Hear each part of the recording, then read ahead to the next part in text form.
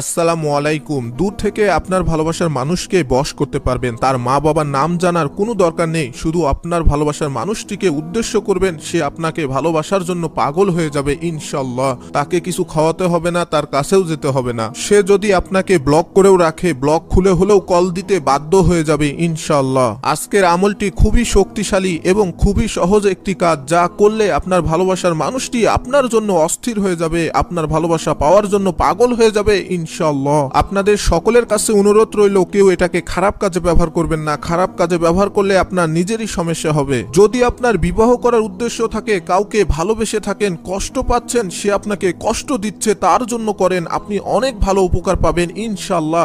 অবশ্যই বিবাহ করার নিয়ত করে করবেন। যারা এই আমলটি করবেন অবশ্যই আমাদেরকে কমেন্ট করে অনুমতি নেবেন এবং এই ভিডিওটিতে একটি লাইক করে ভিডিওটি আপনাদের ফেসবুক পেজ বা বিভিন্ন সোশ্যাল মিডিয়াতে শেয়ার করে দিবেন। আপনার একটি শেয়ার করার কারণে অনেক মুসলিম ভাই ও বোনেরা উপকৃত হবে ইনশাআল্লাহ।